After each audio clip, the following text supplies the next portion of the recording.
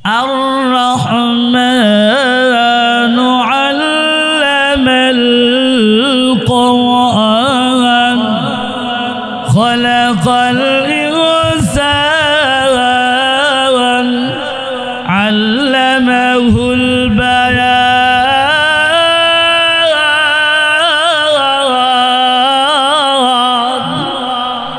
আল্লাহ তো আর রহমান আল্লামাল কোরআন, আমি রহমান আগে কোরআন শিক্ষা দিয়েছি, পরে মানুষ সৃষ্টি করেছি। সুবহানাল্লাহ বলবেন না? এখানে আল্লাহ কোরআনের কথা আগেই বলছে, পরে মানুষ সৃষ্টির কথা আল্লাহ। এবার আসুন, আল্লাহ পাক রব্বুল আলামিন আয়াতে প্রথমে বলছে উতুলু মা উহিয়া ইলাইকা মিনাল কিতাব।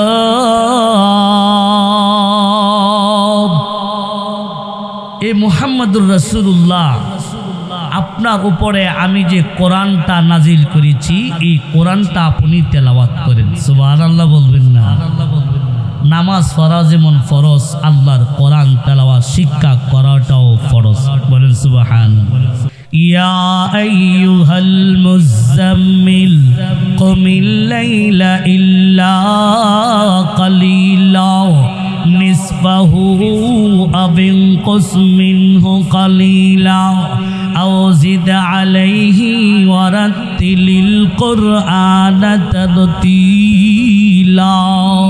ওগো মুহাম্মদুর রাসূলুল্লাহ, আপনার তারতিলের সাথে কোরআন তেলাওয়াত করুন। আল্লাহ পাক রব্বুল আলামিন ডাক দিয়ে বলে ইয়া আইয়ুহাল মুযাম্মিল, ওগো কম্বলওয়ালা পয়গম্বর। সুবহানাল্লাহ বলবেন না? আল্লাহ পাক রব্বুল আলামিন নবীকে কম্বলওয়ালা পয়গম্বর বলছে। ওগো কম্বলওয়ালা, কম্বলওয়ালা কেন বলছেন? শীতের মধ্যে নবীজি কম্বল দিয়ে শুয়েছিলেন, ঘুমিয়েছিলেন। আল্লাহ পাক রব্বুল আলামিন ডাক দিয়ে বলে ইয়া আইয়ুহাল মুযাম্মিল, ওগো কম্বলওয়ালা পয়গম্বর, আপনি একটু রাত্রিবেলা দাঁড়ান, আপনি একটু সজাগ থাকেন, আপনি ঘুমাইন না। আমি আল্লাহর সাথে একটু কথা বলেন। সুবহানাল্লাহ বলেন? আমার আল্লাহর সাথে একটু কথা বলেন। আমি আল্লাহর সাথে, আমি আল্লাহ ঘুমাই না, আপনিও বেশি ঘুমায়েন না, একটু ঘুম থেকে উঠেন। কারণ হইল আদম সফিউল্লাহ। ওগো পয়গম্বর, আমি আদমকে সফিউল্লাহ বলেছি, আমি ইব্রাহিমকে খলিলুল্লাহ বলেছি, আমি ইসমাইলকে জবিহুল্লাহ বলেছি, আমি মুসাকে কালিমুল্লাহ বলেছি, আমি ঈসাকে রূহুল্লাহ বলেছি। ওগো পয়গম্বর, আমি আল্লাহ পাক রব্বুল আলামিন আপনাকে বলেছি মুহাম্মাদুর রাসূলুল্লাহ, মুহাম্মাদুর হাবিবুল্লাহ। ওগো মুহাম্মাদুর রাসূলুল্লাহ, আপনি আমার রাসূল, আপনি আমার হাবিব, আপনি আমার বন্ধু। বায়ারা বাবারা, বায়ার বাবার বল করে কথা লক্ষ্য করুন। বন্ধু যখন বন্ধুর বাড়িতে আসে বেড়ানোর জন্য, বন্ধুকে বলে বন্ধু আজকে ঘুমানি যাবে না, বলে কি করবা? বহুদিন পরে আসছে, তোমার সাথে গল্প করব। ঠিক না ঠিক? আন্তরিক বন্ধু হলে ঘুমাইতে দেই না। গত 22 তারিখে সাতক্ষীরা প্রোগ্রামে গেছিলাম আমার এক বন্ধুর দাওয়াতে, মাদ্রাসার মাহফিলে প্রধান অতিথি হিসেবে। আলহামদুলিল্লাহ, ওইখানে বয়ান করার পরে রাত্রে 1:30 বাজে ঘুমাইতাম গেছি। আমারে ফজর নামাজ ছেড়ে কী করবেন? আমি কি ফজর নামাজটা একটু ঘুমামো, তারপরে রেস্ট টেস্ট নিয়ে আল্লাহ যদি তৌফিক দে রওনা দিব। না, ফজরে পরে ঘুমান যেত না। কেরে ভাই, ঘুমানি কি নিষেধ? আপনারা কি ঘুমাইবেন লাগিয়ে আনছি আমি? কিল্লি গিয়ে আনছেন? বহুদিন ধরে দেখা সাক্ষাৎ হয় না, আজকে প্রায় 12-15 বছর হয়ে গেছে গা। আপনারা আনছি ফজরের নামাজ পড়া 2টা মোটরসাইকেল লুমু, সাতক্ষীরাতে শ্যামনগর যাবো, ওইখান থেকে 2টা মাসে সফর করুম, তারপরে সুন্দরবন, ওই পাহাড়ে সুন্দরবন যায় আপনি ঘোরাফেরা করে দিকে আমি আজকে ঘুমানি নিষেধ। বন্ধুর দাবি, ঠিক না ঠিক বলেন? আমার আল্লাহ পাক রব্বুল আলামিন বলেন ও মুহাম্মদুর রাসূলুল্লাহ, আপনি ঘুমাইন না, আমি আল্লাহ তো ঘুমাই না, আমার আল্লাহ তো ঘুমাই না। হযরত মুসা আলাইহিস সালাতু ওয়াস সালাম জিজ্ঞাসা করে, প্রভু আপনি কি ঘুমান না? আমার আল্লাহ ডাক দিয়ে বলে, না রে মুসা, আমি ঘুমাই না। তোমার কি বিশ্বাস হয় না? হ্যাঁ হ্যাঁ বিশ্বাস হয়, আপনার জবান থেকে শোনার জন্য ইতমিনের জন্য জিজ্ঞাসা করেছি। আল্লাহ ডাক দিয়ে বলে, মুসা 1 গ্লাস পানি নিয়ে আসো। মুসা 1 গ্লাস পানি নিয়ে আসছে। আল্লাহ ডাক দিয়ে বলে, হে রাজ্যের ঘুম, আমার মুসারে তোমরা ধরো। মুসারে ঘুমে ধরছে। মুসা আলাইহিস সালাম ঘুমায় গেছে, হাতের গ্লাসটা আছে না পড়ছে? বুঝিনি কথা আমার? কথা কইন। হাতের গ্লাস পড়ছি, পয়রা গ্লাসটা একেবারে চুরমার হয়ে গিয়েছি। আল্লাহ ডাক দিলে ঘুম তারা চলে যা।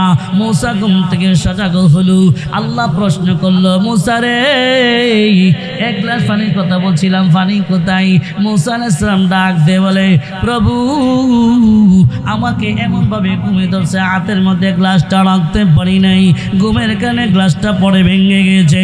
আমার আল্লাহ পাক রব্বুল আলামিন ডাক দিয়ে বলে, আরে মূসা তুমি ঘুমানোর কারণে তোমার হাতে গ্লাসটা থাকে নাই, গ্লাসটা পরে ভেঙে গিয়েছে। ও মূসা আমি আল্লাহ পাক রব্বুল আলামিন যদি ঘুমে যাই মুহূর্তের ভিতরেই তামাম পৃথিবী তছনছ হয়ে যাবে। সুবহানাল্লাহ বলেন। আমার আল্লাহ আয়াত নাযিল করে জানাই দিলেন, লা তাখুযুহু সিনাতুহু ওয়ালা নাগুম। আমি আল্লাহ ঘুমাই না, আমার আল্লাহরে ঘুমিয়ে ধরে না, তন্দ্র আমার আল্লাহকে স্পর্শ করে না। আল্লাহ পাক রব্বুল আলামিন ডাক দিয়ে বলে, ইয়া আইয়ুহাল মুযাম্মিল, ওগো পয়গম্বর, কম্বলওয়ালা পয়গম্বর, আপনি ঘুমাইন না, রাত্রেবেলা একটু উঠেন, একটু রাত্রেবেলা উঠে উঠে কোরআন তেলাওয়াত করেন, আমি আল্লাহর সাথে কানেকশন করেন, আমি আল্লাহর সাথে কোরআন তেলাওয়াত করেন, আমি আল্লাহর সাথে কথা বলেন। বলেন সুবহানাল্লাহ। আল্লাহ তাআলা অন্য আয়াতের মধ্যে ইরশাদ করেন, ও মিনাল লাইলি ফাতাহাজ্জাদ বিহি নাফিলাতাল লাক আসা আইয়াবআসাকা রাব্বুকা মাকামান মাহমুদা। আমার আল্লাহ ডাক দিয়ে বলে, আগো মুহাম্মদুর রাসূলুল্লাহ, আপনি ঘুমাইন না, রাত্রেবেলা একটু ঘুমতে উঠেন, একটু কোরআন তেলাওয়াত করেন, তাহাজ্জুদের নামাজ আদায় করেন, অতিরিক্ত নামাজ ফাতাহাজ্জাদ বিহি মানে তাহাজ্জুদের নামাজটা আদায় করেন। নামাজ পড়লে কি হবে, তাহাজ্জুদ পড়লে কি হবে? আমার আল্লাহ কোরআনে বলে দিলেন, মুহাম্মদুর রাসূলুল্লাহ আসা আইয়াবা আসাকা রাব্বুকা মাকামাম মাহমুদা। নবী গো, আপনি যদি তাহাজ্জুদের নামাজটা আদায় করেন, আমি আল্লাহ পাক রব্বুল আলামিন আপনাকে মাকামে মাহমুদ দান করব। সুবহানাল্লাহ বলেন। ভাইরা বাবারা আমার, মাকামে মাহমুদ এটা কি?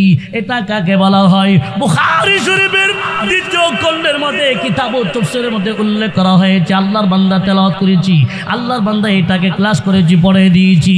সুইলাত নবী সাল্লাল্লাহু আলাইহি ওয়াসাল্লাম আন হাযিল আয়া, সাহাবীরা জিজ্ঞাসা করলো, নবী গো আপনাকে মাকামে মাহমুদ দান করবে, ওই মাকামে মাহমুদটা এটা কোন জিনিস? আল্লাহর নবী বলে, মাকামে মাহমুদ মাকামুল্লাযী আশফা বিহা। ওগো আমার সাহাবা, হাসরের মাঠে আমি আল্লাহ পাক রব্বুল আলামিন, আমি আল্লাহ পাক রব্বুল আলামিনের দরবারে দাঁড়াইয়া শাফাআতে কুবরা সুপারিশ করার জন্য আমি আল্লাহ যেই জায়গায় দাঁড়া সুপারিশ করব, আর আমার সুপারিশ আল্লাহ গ্রহণ করবেন। আল্লাহ ডাকতে বলে, ইয়া মুহাম্মদ ইরফা রাসাক তুসা তাসাল তুচা তাশফি তুশাফা। নবী গো, হাসরের মাঠে তুমি সিজদাতে পড়েছো, মাথাটা উঠাও, কি চাও আমার কাছে বলো, সুপারিশ করো, তোমার সুপারিশ গ্রহণ করব। সুবহানাল্লাহ বলবেন না? মাকামে মাহমুদ দান করো, প্রশংসিত স্থান। বায়ানা বাবারা আমার, ও পর্দার নিশি মা বোনেরা, আপনিও যদি রাত্রিবেলা দাঁড়ায় তাহাজ্জুদের নামাজটা আদায় করেন, আল্লাহ পাক রব্বুল আলামিন আপনাকে দুনিয়াতে প্রশংসিত বানায় দিবে, আখিরাতেও প্রশংসিত বানায় দিবি। সুবহানাল্লাহ বলবেন না? ভাইয়েরা বাবারা আমার, তাহাজ্জুদের নামাজের ফজিলত সম্পর্কে বহু হাদিস আছে, আয়াত আছে, এ সম্পর্কে আজকে আলোচনা আমার সময় নাই। আসল আমার আল্লাহ পাক রব্বুল আলামিন বলেন, উতুলু মা উহিয়া ইলাইকা মিনাল কিতাব। ওগো মুহাম্মদুর রাসূলুল্লাহ, আপনি মহান গ্রন্থ আল কোরআনটা তেলাওয়াত করেন। আমি আল্লাহ দুনিয়াতে কোরআনটা পাঠিয়ে দিয়েছি, এই কোরআনটা তেলাওয়াত করার জন্য আমি আল্লাহ ফরজ করে দিয়েছি। কোরআনটা তেলাওয়াত করু। কোরআন তেলাওয়াত কি ফায়দা আছে? কোরআন তেলাওয়াত করলে কি হবে? কোরআন তেলাওয়াত না করলে কি ক্ষতি হবে? কোরআনের মাহাত্ম্য কি? কোরআন কাকে বলে? কোরআনের পরিচয় কোথায়? কোরআন কোথায় থেকে আসছে? এখানে বহু আলোচনা, সব আলোচনা করা সম্ভব হবে না, সময় একেবারে দ্বার প্রান্তে। আসুন ভাইরা, কোরআন তেলাওয়াত করলে কত কত ফায়দা আছে। আমি আজকে আপনাদের সামনে একটা ফায়দার কথা উল্লেখ করব, যে ফায়দাটা আমার তেলাওয়াত হাদিসের মধ্যে আল্লাহ নবী বলেন, ক্বালা রাসূলুল্লাহ সাল্লাল্লাহু আলাইহি ওয়াসাল্লাম সালাসাতুন ইয়াউমাল কিয়ামা। আমার পয়গম্বর বলে দিয়েছেন, হাসরের মাঠে তিন শ্রেণীর মানুষ থাকবে, তিন ধরনের মানুষ থাকবে। লা ইয়াহুলুহুমুল ফাজউল আকবার ওয়া লা ইয়ানালুহুমুল হিসাব। আমার আল্লাহ পাক রব্বুল আলামিন হাসরের মাঠ যখন কায়েম হয়ে যাবে, কঠিন হাসরের মাঠে, ওই দিন তাদের কোনো টেনশন থাকবে না, তাদের কোনো পেরেশানি থাকবে না, তাদের কোনো হিসাব নেওয়া হবে না। তিন শ্রেণীর মানুষ থাকবে বায়ারা আমার। এই তিন শ্রেণীর মানুষ কে হবে? আজকে হাদিস থেকে আপনারা জানিয়ে নেন আর আল্লাহর কাছে দোয়া করেন, চেষ্টা করেন ওই তিন শ্রেণীর এক শ্রেণী যদি আমরা হতে পারি, হাসরের মাঠের ভয়াবহ অবস্থা থেকে আল্লাহ পাক আমাদেরকে নাজাত দিবে। বলে সুবহানাল্লাহ। আল্লাহ নবী সাল্লাল্লাহু আলাইহি ওয়াসাল্লাম বলেন, ক্বালা সালাসাতুন, তিন ব্যক্তি আছে তাতাল ইয়াউমাল কিয়ামা, কিয়ামতের মাঠে তিন শ্রেণীর মানুষ থাকবে। এক শ্রেণীর মানুষ হইল আল্লাহ তাআলা বলেন, লা ইয়াহুমুল ফাজউল আকবার। এই কিয়ামতের ভয়াবহ অবস্থা, ওই দিন তার কোনো টেনশন থাকবে না। বায়ারা বাবার আমার, কিয়ামতের ভয়াবহ অবস্থাটা কেমন হবে একটু আন্দাজ করুন। আল্লাহ পাক রব্বুল আলামিন আয়াতের মধ্যেই সূরা হজ আয়াত নাযিল করে আল্লাহ তাআলা বলেন, ইন্না জালজালাতাস সাআতি শাইউন আযীম। আমার আল্লাহ পাক রব্বুল আলামিন বলেন, হে দুনিয়ার মানুষেরা, কিয়ামতের জালজালা, কিয়ামতের ভূমিকম্প, বিকট এক আওয়াজ হবে, ভূমিকম্প, বিশাল এক ভূমিকম্প হবে, ভয়ানক এক অবস্থা কিয়ামতের মাঠে হবে। কেমন হবে? আল্লাহ প্রায় 2000 আয়াতের মধ্যে কিয়ামতের বিভীষিকা নিয়ে আলোচনা করছে। সুবহানাল্লাহ বলবেন না? এখানে আপনাদেরকে আমি কি বলবো ভাই, 2000 আয়াতের মধ্যে শুধু কিয়ামত নিয়ে আলোচনা করেছেন। এই আয়াতের পরে আল্লাহ তাআলা বলেন, নবী গো, ইয়াউমা তারাউনাহা তাজাহালু কুল্লু মুরদিআতিন আম্মা আরদাআত। আমার আল্লাহ ডাক দিয়ে বলে, পয়গম্বর, হাসরের মাঠে কিয়ামতের ভয়াবহ অবস্থা এমন হবে, ইসরাফিল যখন সিংহার মধ্যে ফু দিবে, এমন অবস্থা হয়ে যাবে যে সমস্ত মায়েরা বাচ্চাকে দুধ পান করাতো, গরু তার বাচ্চারে দুধ পান করা, মা তার কুলে শিশু নিয়ে দুধ পান করাইতো, উট তার বাচ্চাকে দুধ পান করাইতো, কিন্তু বিকট আওয়াজের কারণে কুলের শিশু বাচ্চা মা ছেড়ে দিয়ে মা দৌড়াইতে থাকবে, পালাইতে থাকবে। বলে সুবহানাল্লাহ। আমার ভাইয়েরা বাবার আমার, এবার চিন্তা করেন আওয়াজটা কত কঠিন হবে। হাদিস শরীফের মধ্যে আল্লাহর নবী বলে দিয়েছে, আমার উম্মত, আসরের মাঠে এমন ভয়াবহ অবস্থা হবে, এমন ভয়াবহ বিকট আওয়াজ হবে। একটা আওয়াজ যখন জিব্রাইল সিংহের মধ্যে ফু দিবে, একদিন আর 2 দিন নয়, 1 সপ্তাহ 2 সপ্তাহ নয়, 1 মাস আর 2 মাস নয়, মতান্তরে 6 মাস পর্যন্ত আওয়াজটা চলতে থাকবে। প্রথম দিন আওয়াজটা যেমন ছিল, দ্বিতীয় দিন আরো দ্বিগুণ হয়ে যাবে। যত দিন বাড়তে থাকবে আওয়াজটা তত ভয়ঙ্কর হতে থাকবে। বলেন সুবহানাল্লাহ। আমার আল্লাহ পাক রব্বুল আলামিন বলেন, আপনি ওই দিন দেখবেন তাজাহালু কুল্লু মুরদিআতিন আম্মা আরদাআত ওয়া তাদউ কুল্লু যাতিন হামলি হামলাহা। আমার আল্লাহ ডাক দিয়ে বলে, নবী গো, ওই দিন এত বিকট আওয়াজ হবে, ওই দিন এত কঠিন আওয়াজ হবে, যে মায়ের পেটে সন্তান থাকবে, গর্ভের ভিতরে মায়ের পেটে সন্তান থাকবে, উটের পেটের মধ্যে বাচ্চা থাকবে, গরু ছাগলের পেটের মধ্যে বাচ্চা থাকবে, এমন কঠিন ভয়ঙ্কর আওয়াজ হবে।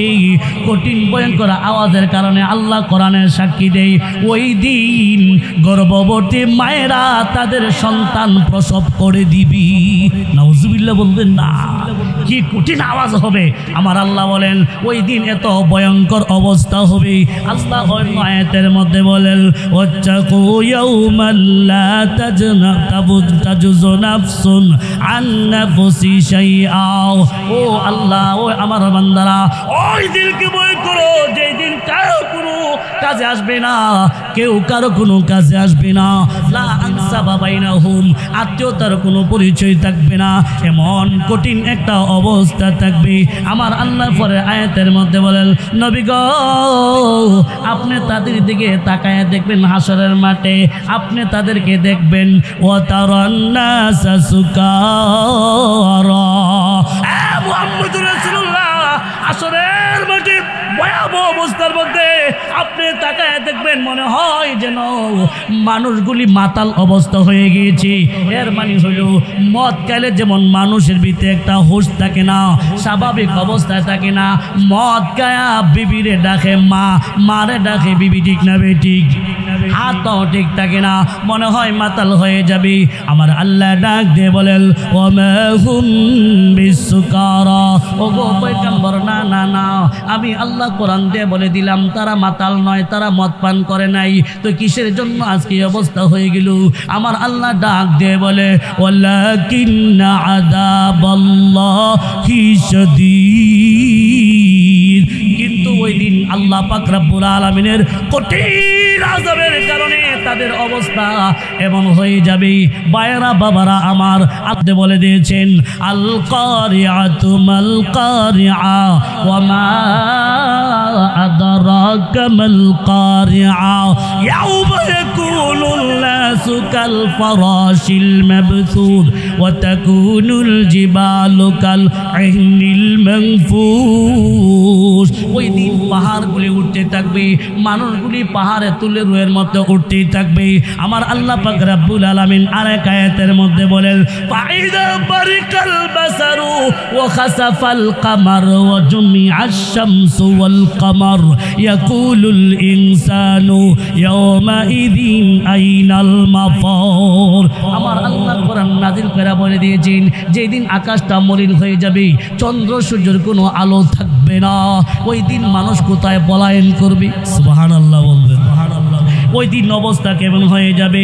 আল্লাহ আরেক আয়াতের মধ্যে বলেন ইযা শামসু কুবিরাত ওয়া ইদাল নুজুমু কাদারাত ওয়া ইদাল জিবালু সুইরাত ওয়া ইদাল ইশারু উতিলাত ওয়া ইদাল বিহারু ফুজিরাত। আমার আল্লাহ পাক রব্বুল আলামিন বলেন আকাশটা বিদীর্ণ হয়ে যাবে, আকাশে চন্দ্র সূর্যের আলো থাকবে না, তারকাগুলি খৈসা খৈসা পড়তে থাকবে। সুবহানাল্লাহ বলবেন না? জমিন উত্তাল হয়ে যাবে, পাহাড়গুলি উত্তাল হয়ে যাবে। ওই দিন মানুষ দিশাহারা হয়ে যাবে, ওই দিন মানুষ দিশাহারা হয়ে যাবে। আল্লাহ পাক রব্বুল আলামিন বলেন ইযা যুলজিলাতিল আরদু জিলজালাহা ওয়া আখরাজাতিল আরদু আসকালাহা ইয়াকুলুল ইনসানু মা লাহা। ওই দিন জিলজাল সৃষ্টি হয়ে যাবে, ভূমিকম্প সৃষ্টি হয়ে যাবে, মানুষগুলি হাই হাই হাই হাই বলতে থাকবে। আমার পয়গম্বর বলেন কঠিন একটা অবস্থা হয়ে যাব। ইয়াফিরুল মারউ মিন আখিহি ওয়া উম্মিহি ওয়া আবিহি ওয়া সাহিবাতিহি ওয়া বানিহি। আমার আল্লাহ পাক রব্বুল আলামিন বলেন ওই দিন স্বামী স্ত্রী থেকে পলায়ন করবে, স্ত্রী স্বামী থেকে পলায়ন করবে, ভাই ভাই থেকে পলায়ন করবে। আজকে দুনিয়ার বুকে ভাই বিপদে পড়লে সবার আগে ভাই দৌড়ায় আসে। ওই দিন ভাইয়ের কোনো পরিচয় থাকবে না, অবস্থা বড় কঠিন হয়ে যাবে। সমস্ত মানুষ উলঙ্গ ফলঙ্গায় অবস্থায় মাঠে দাঁড়ায় যাবে। সুবহানাল্লাহ বলবেন না? কার কোনো পোশাক থাকবে না, এমন অবস্থা হয়ে যাবে। আল্লাহু আকবার কাবীরা। আম্মা জান আয়েশা সিদ্দিকা রাদিয়াল্লাহু তাআলা আনহা ডাক দিয়ে বলে নবী গো হাসরের মাঠে যদি কারো গায়ে কাপড় না থাকে, আমরা তো উম্মতের জননী, সমস্ত উম্মতের জন্য নবীর স্ত্রীগণ হইল মা। আল্লাহর নবী সাল্লাল্লাহু আলাইহি সাল্লাম ডাক দিয়ে বলে আয়েশা বলে নবী গো ওই দিন কি আমাদের লজ্জা শরম লাগবে না? আমাদের কি হায়া লাগবে না? আমাদের কি লজ্জা লাগবে না? আমাদের গায়ে কোনো কাপড়ও থাকবে না? আল্লাহর নবী ডাক দিয়ে বলে আয়েশা রে তুমি কি আয়াতটা ভালো করে গবেষণা করে নাও? আমি আমার আল্লাহ আয়াতের মধ্যে বলে দিয়েছেন খাশিআতান আবসারুহুম তারহাকুহুম জিল্লাহ। ও আয়েশা আসরের মাঠে এমন কঠিন অবস্থা হয়ে যাবে, ওই দিন কেউ কারো দিকে তাকাবার কোনো সুযোগ থাকবে না, কেউ কারো দিকে তাকাবার কোনো অবস্থাই থাকবে না। সমস্ত চক্ষুগুলি অবনত হয়ে থাকবে। কার গায়ে জামা আছে আর কার গায়ে কাপড় নাই, এতটুক দেখার মতো সুযোগ থাকবে না। বলে সুবহানাল্লাহ। ভাইয়েরা বাবার আমার, এই অবস্থা একদিন আর 2 দিন নয়, 40,000 বছর পর্যন্ত হাসরের মাঠে দাঁড়ায় থাকতে হবে। সুবহানাল্লাহ বলবেন না? কিয়ামতের ভয়াবহ অবস্থার মধ্যে আমার আল্লাহ পাক রব্বুল আলামিন ওই দিন কিছু মানুষকে আল্লাহ স্পেশাল মেহমান বানায় রাখবেন। পয়গম্বর বলেছেন, লা ইয়াহুলুহুমুল ফাযাউল আকবার। বিকট এই অবস্থার সময় 3 শ্রেণীর মানুষ থাকবে যাদের কোনো টেনশন থাকবে না, ওয়ালা ইয়ানালুহুমুল হিসাব, এবং তাদের কোনো হিসাবও নিবে না। আল্লাহু আকবার কাবীরা। ওহুম কাসীবিম মিন মিসকিন। বরং হাসরের মাঠে একটা পাহাড় থাকবে, একটা পাহাড়, ওই পাহাড়টা সুগন্ধময় থাকবে, ওই পাহাড়টা শুধু মাত্র সুঘ্রাণ ছড়াইবে। সুবহানাল্লাহ বলবেন না? ওই পাহাড়ের মধ্যে তারা দাঁড়ায় থাকবে, সুগন্ধিময় পাহাড়ের মধ্যে থাকবে। 1 নাম্বার আল্লাহর নবী বলে দিয়েছেন, রাজুলুন ক্বারাআল কুরআনা ইবতাগা ওয়াজহিল্লাহ। আল্লাহর নবী ডাকতে বলে, ও উম্মত আমার, ওই দিন কঠিন হাসরের মাঠে ওই কঠিন অবস্থা থেকে আল্লাহ পাক নাজাত দিবেন এবং তাদেরকে সম্মানে আল্লাহ চেয়ারে বসায় রাখবেন। 3 শ্রেণীর মানুষ, এর মধ্যে 1 শ্রেণীর মানুষ হলো যারা কোরআন তেলাওয়াত করে আমার আল্লাহকে খুশি করার জন্য। বলেন সুবহানাল্লাহ। তাহলে কোরআন তেলাওয়াতের কত বড় ফায়দা। ভাইয়েরা বাবারা আমার, ওই হাসরের মাঠে যারা কোরআন তেলাওয়াত করবে এমন চেয়ারে তারা বসা থাকবে।